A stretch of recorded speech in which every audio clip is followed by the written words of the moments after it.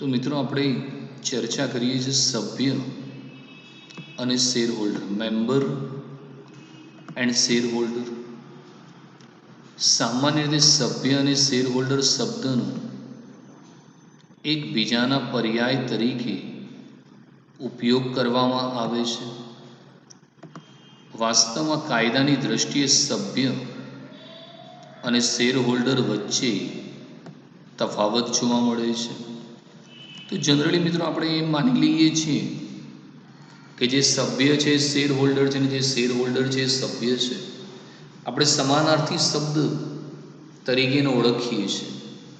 પણ ભારતના કંપની ધારા જે છે એ મુજબ સભ્ય અલગ છે મિત્રો, અને શેર હોલ્ડર અલગ છે. તો શું બંને વચ્ચે ફરક છે એ જાણીએ. હવે એની ચર્ચા કરી કે વ્યક્તિ સભ્ય છે પરંતુ શેર હોલ્ડર નથી. તો ક્યારે એવું બને કે વ્યક્તિ સભ્ય હોય પણ શેર હોલ્ડર નથી? તો પહેલું છે, જે વ્યક્તિએ આવેદન કંપનીના આવેદનપત્રમાં સહી કરી હોય તે તરત સભ્ય બને છે, પરંતુ તેણે શેર ખરીદ્યા ન હોય તો પણ સભ્ય ગણાય છે.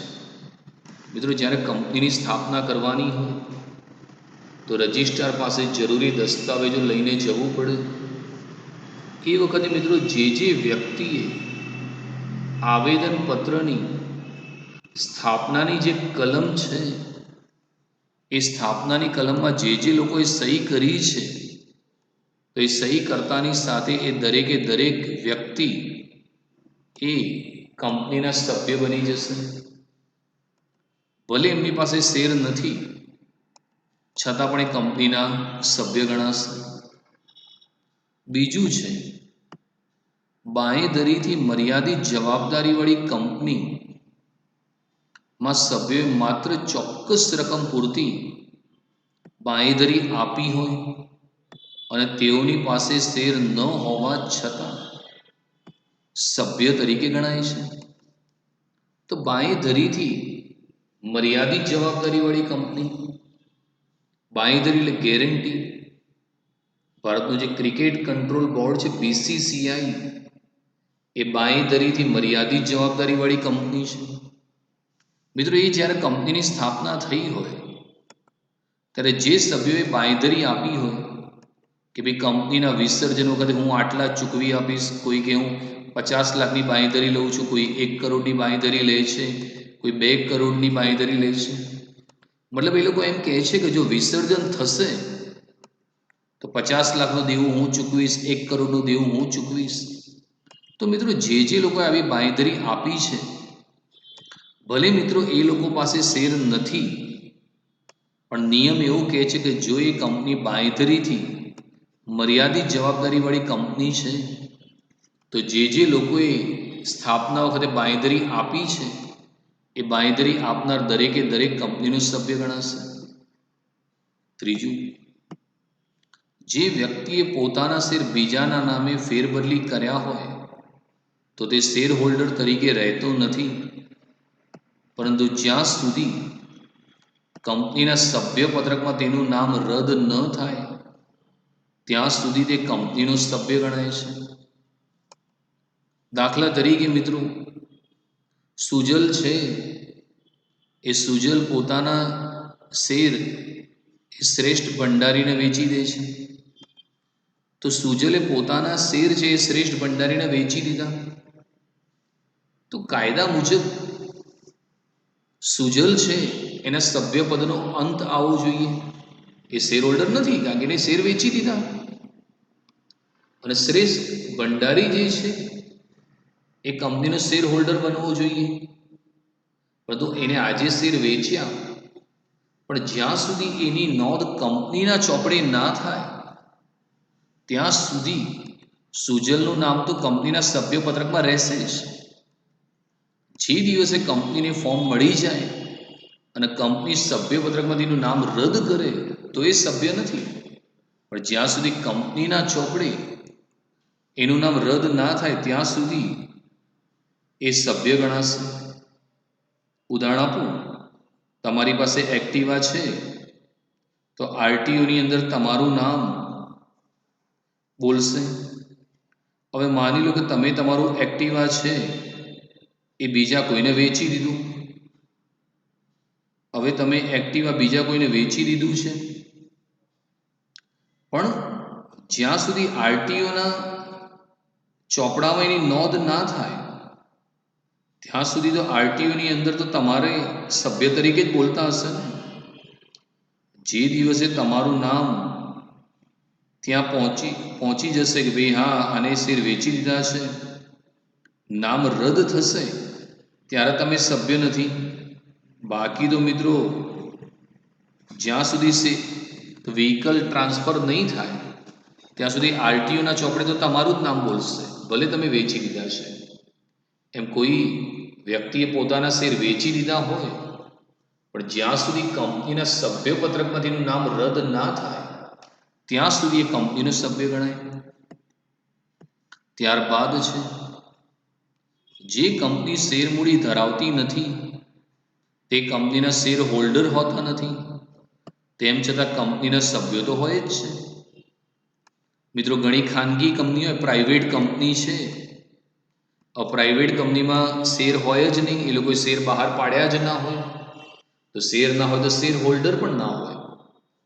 તેમ છતાં એ જે ખાનગી કંપની છે એમાં જે લોકોએ મૂડી રોકી છે, તો ભલે કંપનીના શેર ના હોય પણ એ દરેક મૂડી રોકનાર કંપનીના સભ્યો તો ગણાશે જ. હવે એવી વાત કરીએ કે વ્યક્તિ શેર હોલ્ડર હોય પરંતુ સભ્ય ન હોય, તો પહેલું છે કંપનીના શેર ખરીદનાર વ્યક્તિ શેર હોલ્ડર ગણાય છે જ્યાં સુધી તે પોતાનું નામ સભ્યપત્રકમાં ન નોંધાવે ત્યાં સુધી કંપનીનો સભ્ય ગણાતો નથી. માની લો કે કોઈ વ્યક્તિએ આજે શેર ખરીદ્યા તો શેર ખરીદનારે શેર હોલ્ડર કહેવાય, પણ મિત્રો તમે શેર ખરીદ્યા છે એની જાણ કંપનીમાં તો કરવી પડે ને. જ્યાં સુધી તમે કંપનીમાં જાણ ના કરો ત્યાં સુધી કંપનીના સભ્યપત્રકમાં તમારું નામ નહીં નોંધાય ત્યાં સુધી તમે કંપનીનો સભ્ય ગણાશો નહીં. બીજું છે શેર હોલ્ડરનું અવસાન થતાં તેના કાયદેસરના પ્રતિનિધિ શેર હોલ્ડર બને છે, પરંતુ જ્યાં સુધી તેમનું નામ સભ્યપત્રકમાં નોંધાવે નહીં ત્યાં સુધી સભ્ય ગણાય નહીં. હવે મિત્રો કોઈ વ્યક્તિએ કંપનીના શેર ખરીદ્યા છે, હવે એ જે વ્યક્તિએ શેર ખરીદે શેર હોલ્ડર છે, માની લો કે એનું અવસાન થઈ ગયું, એનું મૃત્યુ થઈ ગયું. હવે કંપની ધારો એમ કહે છે કે જ્યારે એને શેર ખરીદવા માટે ફોર્મ ભર્યું હોય તો એમાં જે પણ એનો વારસદાર હોય એ શેર હોલ્ડર ગણાય. મતલબ એક્સ નામના વ્યક્તિનું અવસાન થયું અને માની લો કે એને વારસદારમાં એની પત્નીનું નામ લખ્યું હોય તો એની જે પત્ની છે મિત્રો એ કંપનીની શેર હોલ્ડર બને છે. પણ જ્યાં સુધી મિત્રો એ મૃત્યુ પામ્યો છે એની જાણ તમે કંપનીને ના કરો, કંપનીને ક્યાંથી ખબર હોય કે આ વ્યક્તિ મૃત્યુ પામ્યો છે? તો જ્યાં સુધી કંપનીને મૃત્યુની જાણ ના થાય ત્યાં સુધી કંપનીના ચોપડે તો એનું નામ જ બોલવાનું. પણ જે દિવસે કંપનીને તમે મૃત્યુની જાણ કરો એ દિવસે કંપની મૃત્યુ પામેલ વ્યક્તિનું નામ રદ કરશે અને એના વારસદારને સભ્ય બનાવશે. પણ જ્યાં સુધી તમે અવસાનની જાણ નથી કરતા ત્યાં સુધી ભલે એ વ્યક્તિ મૃત્યુ પામ્યો છે છતાં એનું જ નામ કંપનીના ચોપડે બોલાશે અને કાયદેસરનું જે પ્રતિનિધિ છે મિત્રો એ શેર હોલ્ડર બન્યો પણ એનું નામ તો હજી સુધી નોંધાયું નથી ત્યાં સુધી એ કંપનીનો સભ્ય ગણાશે નહીં. એ તફાવત છે કે સભ્ય અને શેર હોલ્ડર વચ્ચે શું ડિફરન્સ છે? તો પહેલું છે અર્થ.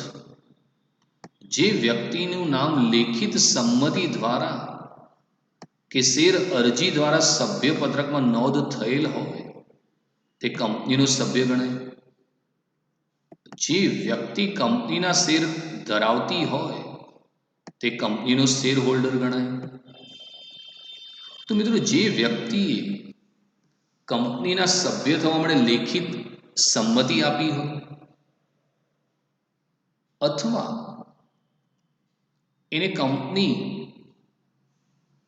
ને એવી જાણ કરી હોય કે મારે શેર ખરીદવા છે, એ મિત્રો શેરની અરજી કરે, કંપની એના શેર મંજૂર કરે અને એનું નામ સભ્ય પત્રકમાં નોંધાઈ જાય તો એ કંપનીનો શું બની ગયો છે? સભ્ય છે.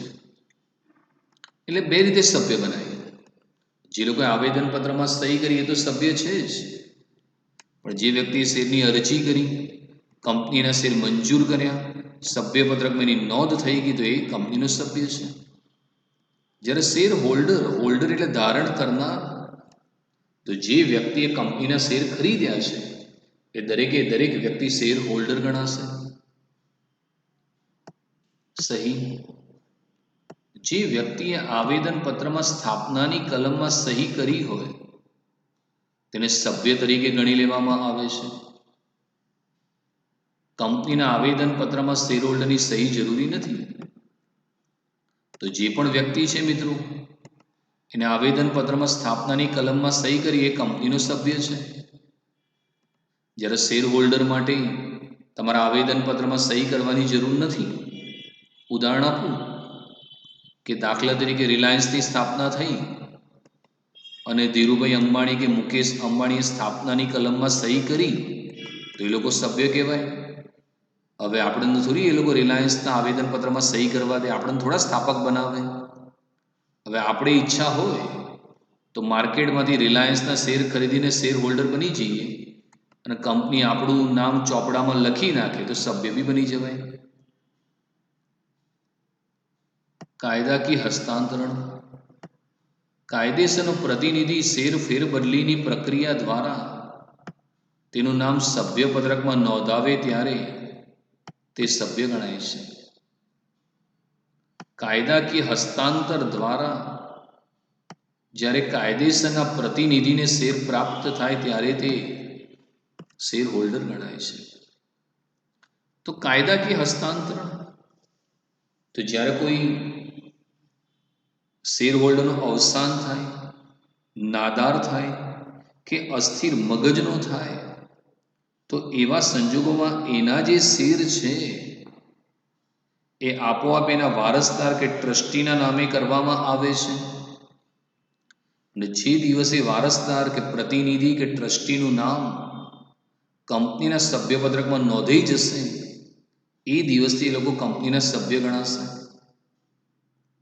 જ્યારે શેર હોલ્ડરમાં કેવું છે કે કાયદાકીય હસ્તાંતર થાય અને જ્યારે કાયદેસરના પ્રતિનિધિને શેર પ્રાપ્ત થાય ત્યારે એ શેર હોલ્ડર બને. એનો મતલબ, દાખલા તરીકે એક્સ નામનો વ્યક્તિ છે. હવે એ એક્સ નામના વ્યક્તિ છે, એનું અવસાન થયું તો એનો કાયદેસરનો માની લો કે વારસદાર વાય છે. હવે એનો કાયદેસરનો વારસદાર વાય છે તો જે દિવસે વાયના નામે શેર ટ્રાન્સફર થયા તો વાય બની જશે શેર હોલ્ડર. અને પછી જે દિવસે વાયનું કંપનીના સભ્ય પત્રકમાં નામ લખાશે તો એ દિવસે શું થઈ જશે? સભ્ય. તો આ મિત્રો આપણે ચર્ચા કરી સભ્ય અને શેર હોલ્ડર વચ્ચેની આજે.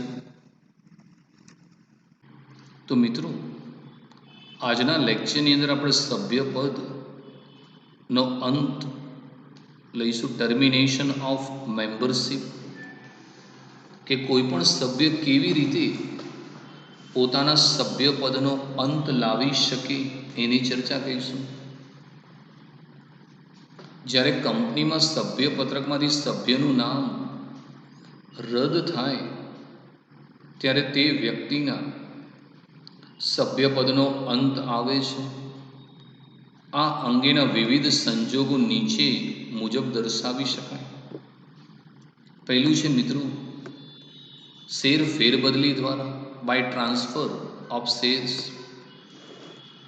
કંપનીનો સભ્ય પોતાના તમામ શેર અન્ય કોઈ વ્યક્તિ કે વ્યક્તિઓને વેચે ત્યારે શેરની ફેરબદલી પ્રક્રિયાને આધારે શેર વેચનારનું નામ સભ્યપત્રકમાંથી રદ થાય છે. પરિણામે વેચનારના સભ્યપદનો અંત આવે છે. તો મિત્રો, કોઈ પણ સભ્ય છે એ જે દિવસે પોતાના જે શેર છે એ અન્ય કોઈ વ્યક્તિને વેચી દે, દાખલા તરીકે એક્સ નામના વ્યક્તિ પાસે શેર છે અને એક્સ નામનો જે વ્યક્તિ છે એ પોતાના જે શેર છે એ વેચી દે છે, તો હવે એક્સે પોતાના શેર વેચી દીધા વાયને, તો જેવી કંપનીને જાણ થશે તો શેર ફેરબદલીની જે પ્રક્રિયા થશે, શેર ફેરબદલીનું ફોર્મ કંપનીની ઓફિસે પહોંચી જશે, એટલે તરત જે એક્સ છે એ શેર વેચનાર છે, એનું સભ્યપત્રકમાંથી નામ રદ થશે અને એક્સના સભ્યપદનો અંત આવશે અને વાય શેર ખરીદશે. તો પછી એ કંપનીના ચોપડે સભ્યપત્રકમાં વાયનું નામ લખવામાં આવશે, તો વાય નામનો વ્યક્તિ સભ્યપદ પ્રાપ્ત કરશે અને એક્સના સભ્યપદનો અંત આવશે. મતલબ શું થયું કે જે દિવસે તમે તમારા શેર બીજા કોઈને વેચી દો છો અને શેરની ફેરબદલીનું ફોર્મ કંપનીની ઓફિસમાં પહોંચી જાય છે, કંપનીનો સેક્રેટરી એ ફોર્મ તપાસી લેશે, બધી જ વિધિનું પાલન થઈ ગયું હશે, તો જે શેર વેચનાર છે એનું નામ સભ્યપત્રકમાંથી કાઢી નાખવામાં આવશે અને એ દિવસે એના સભ્યપદનો અંત આવી જશે. બીજું છે મિત્રો, કાયદાકીય હસ્તાંતરણ દ્વારા જ્યારે કોઈ સભ્યનું અવસાન થાય, નાદાર કે અસ્થિર મગજનો જાહેર થાય, ત્યારે કાયદાની પ્રક્રિયા દ્વારા શેરની માલિકી તેના કાયદેસરના પ્રતિનિધિને મળે છે.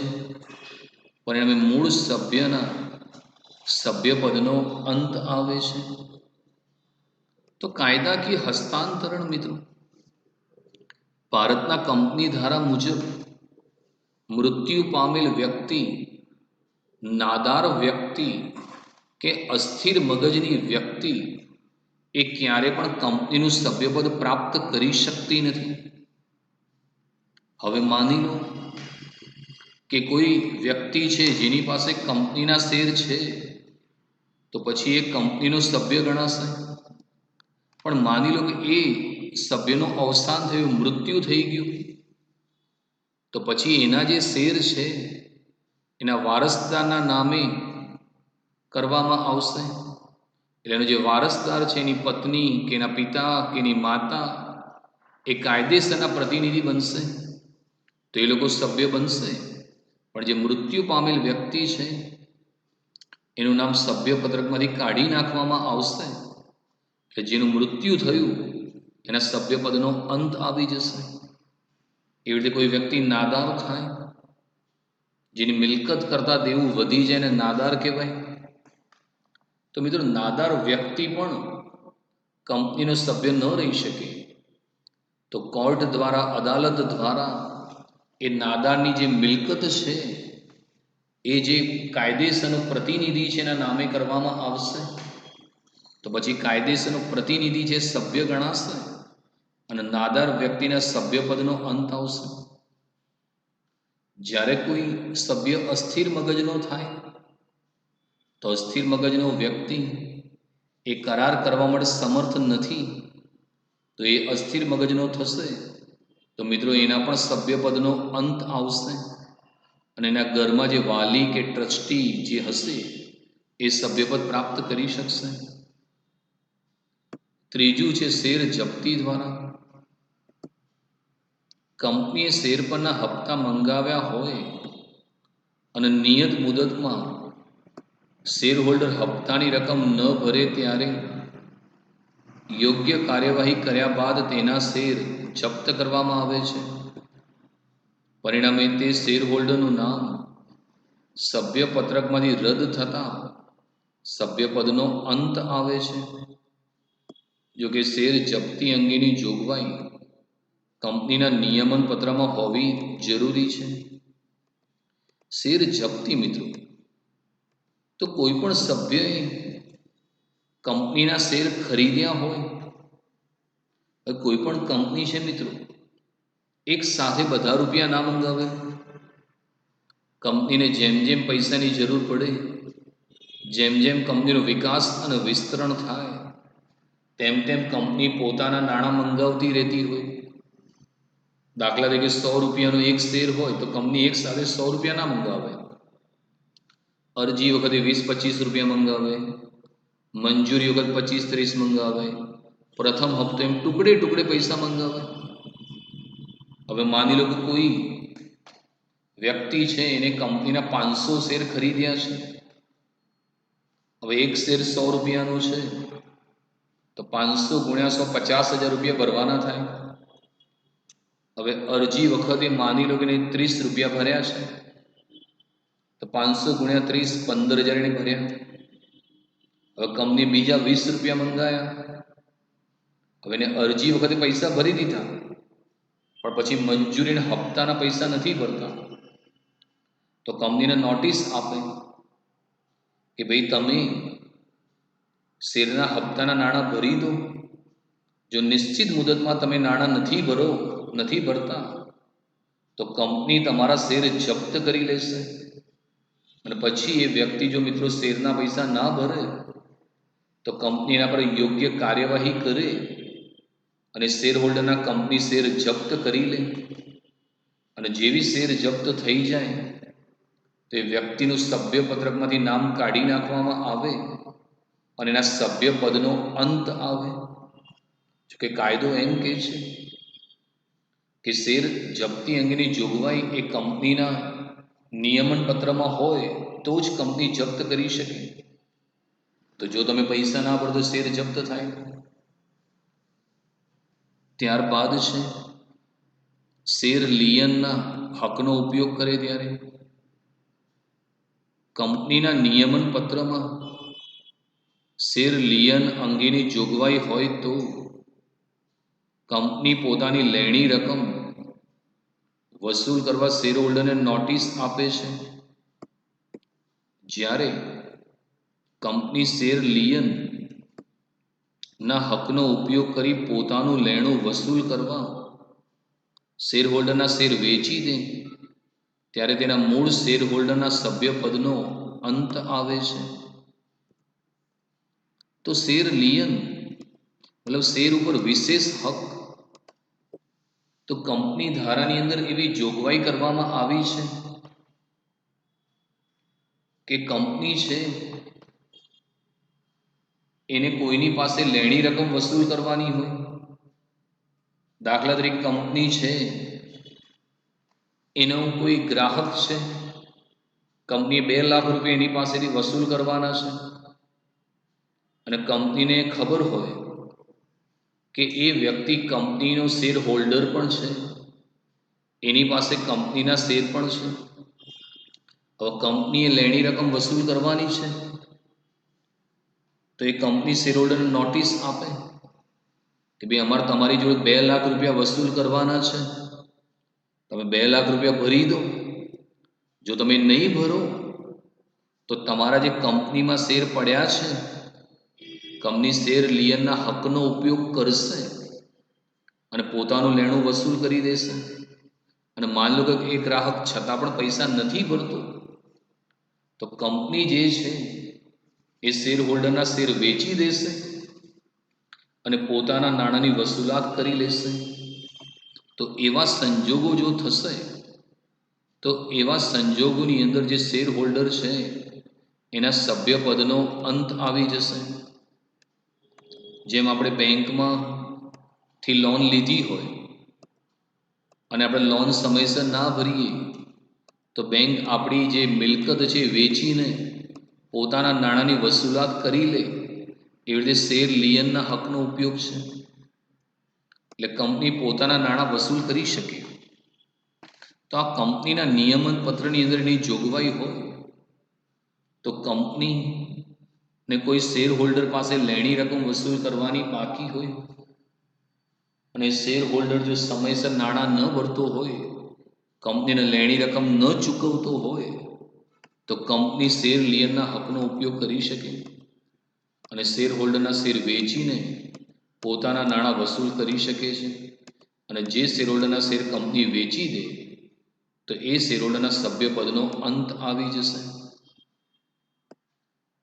ત્યારબાદ છે રીડીમેબલ પ્રેફરન્સ શેરના નાણાં પરત કરે ત્યારે,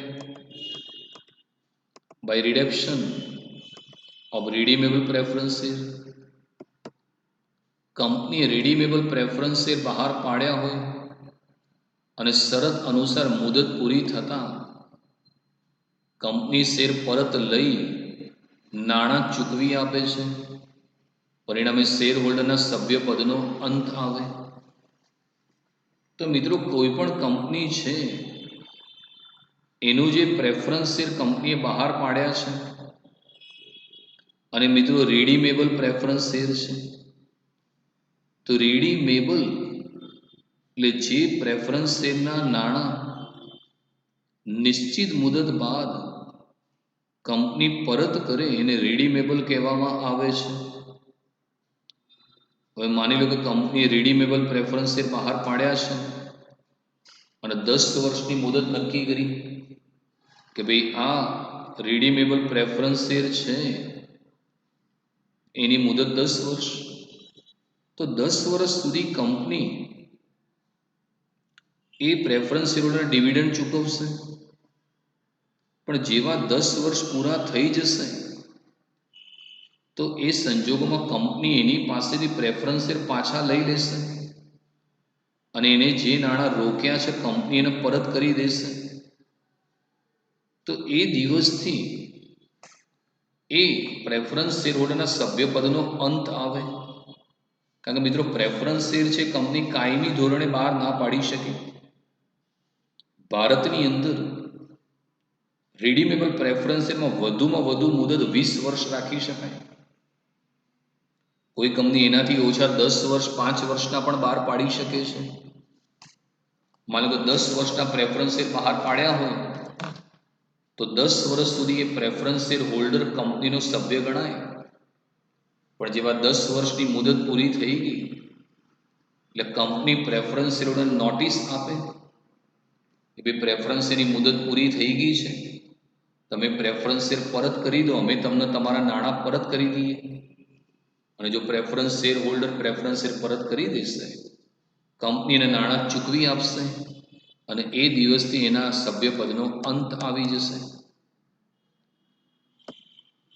શેર વહેંચણી રદ કરાવે ત્યારે કંપની ધારામાં જણાવેલ નિયમિત શેર વહેંચણી માટેની જોગવાઈઓનો ભંગ થતો હોય ત્યારે અસર પામતા શેર ધારકો શેર વહેંચણી રદ કરાવે છે, જેથી તેઓના સભ્યપદનો અંત આવે છે. શેર વહેંચણી રદનો મતલબ શું થયો? કોઈ પણ કંપનીની અંદર જ્યારે શેરની અરજી મળે તો કંપનીએ શેરની વહેંચણી કંપની ધારાના નિયમ અનુસાર કરવી પડે. પણ કંપની ધારાની અંદર જે નિયમિત રીતે શેર વહેંચણી થવી જોઈએ એની જોગવાઈનો કંપનીએ ભંગ કર્યો હોય, કોઈ કંપની ધારાની જોગવાઈનું પાલન ના કર્યું હોય, સંચાલકોએ ગેરકાયદેસર રીતે શેરની વહેંચણી કરી હોય, તો એવા સંજોગોની અંદર જે શેર હોલ્ડર કોર્ટમાં કેસ કરે કે ભાઈ કંપનીએ બરાબર રીતે શેર નથી વહેંચ્યા, એમના સગા સંબંધીને શેર વહેંચ્યા છે, અમને લોકોને શેર નથી આપ્યા અને આ કંપનીની શેર વહેંચણી અનિયમિત છે, તો કોર્ટને એવું લાગે કે ભાઈ આ ખરેખર કંપનીએ ફ્રોડ કર્યું છે, ચીટિંગ કર્યું છે અને બરાબર રીતે શેર વહેંચણી નથી કરી, તો કોર્ટ જે છે એ આખીને આખી શેર વહેંચણી રદ કરાવી દે. તો કંપની રદ કરાવી દે આખી શેરની વહેંચણી. તો જે લોકોને કંપનીએ શેર વહેંચ્યા હોય એ દરેકે દરેક સભ્યના સભ્યપદનો અંત આવી જશે. કેમ કે આખી શેર વહેંચણી જ રદ થઈ ગઈ તો તમામે તમામ સભ્યોનો એક સાથે અંત આવી જશે. ત્યારબાદ છે કંપની સમેટી લેવામાં આવે ત્યારે, કંપની પોતાનો ધંધો બંધ કરે કે સમેટી લે અથવા ફડચામાં જાય ત્યારે કંપનીના અંત સાથે જ સભ્યપદનો અંત આવે છે. કોઈ કંપની છે સતત ખોટમાં ચાલતી હોય મિત્રો, સતત દેવામાં ડૂબી ગઈ હોય અને કંપનીનો માલિક એમ કે ભાઈ આ કંપની સતત ખોટ કરી રહી છે કે હવે ધંધો બંધ કરી દઈએ. હવે કંપની હોય તો સભ્યપદ હોય, અને જે દિવસે કંપની પોતાનો ધંધો બંધ કરી દે, સમેટી લે, તો કંપની બંધ થઈ ગઈ તો એ કંપનીના અંત સાથે જ જેટલા પણ સભ્ય છે સભ્યપદનો અંત આવી જશે. કારણ કે કંપની હોય તો જ સભ્ય રહી શકાય. ઉદાહરણ આપું છું. દાખલા તરીકે કિંગફિશર નામની કંપની હોય તો જ્યાં સુધી ચાલુ હોય ત્યાં સુધી વ્યક્તિ એના સભ્ય બની શકે, અને માનો કે કિંગફિશર પોતાનો ધંધો બંધ કરી લે અથવા સમેટી લે તો એના જેટલા પણ સભ્યો છે એ તમામે તમામ સભ્યના સભ્યપદનો અંત આવી જશે. કંપનીઓના સંયોજન કે જોડાણ દ્વારા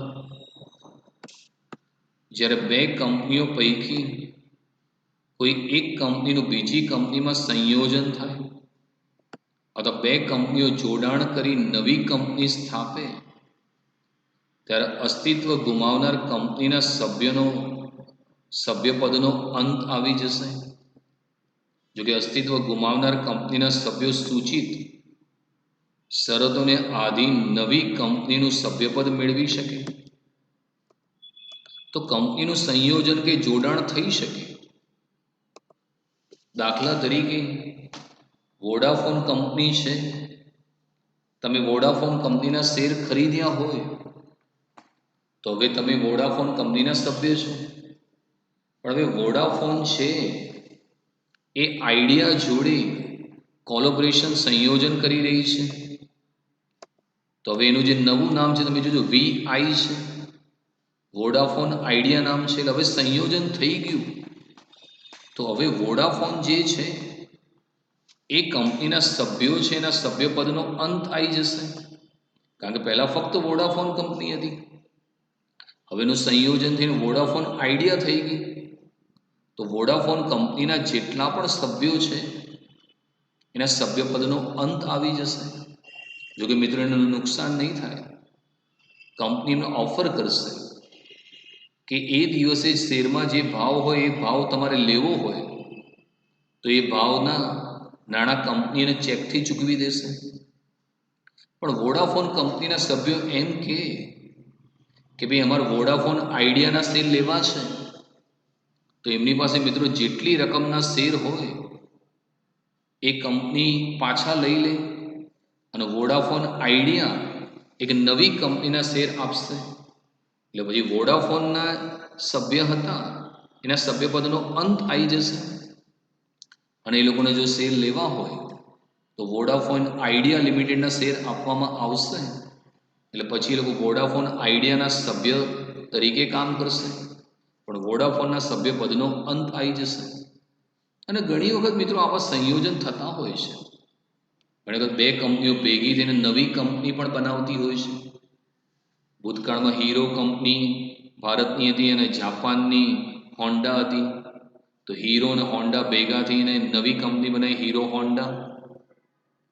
તો હીરોના સભ્યનો અંત આવી જાય, હોન્ડાના સભ્યનો અંત આવી જાય, અને પછી હીરો કંપની એમ કે તમારે નવી કંપનીના શેર લેવા તો અમે હીરો હોન્ડાના શેર આપી દઈએ, અને સભ્યો કે હા અમને આપી દો. તો હીરો કંપનીના સભ્યપદનો અંત આવી જાય અને હીરો હોન્ડા કંપનીના સભ્ય બની શકે. આજના સમયની અંદર મિત્રો આવું જોડાણ બહુ થતું હોય છે. ઘણી વખત બે કંપનીઓ ભેગા થઈને નવી કંપની પણ બનાવતા હોય છે. તેમાં જે જૂની અસ્તિત્વ ગુમાવનાર કંપની હોય એના સભ્યપદનો મિત્રો અંત આવી જતો હોય છે, અને જે નવી કંપનીનું છે એ લોકો સભ્યપદ પ્રાપ્ત કરી શકતા હોય છે. તો આ રીતે તમે જે સભ્ય છે એ સભ્યપદ મેળવી શકે અને જે જૂના છે એના સભ્યપદનો અંત આવી શકે.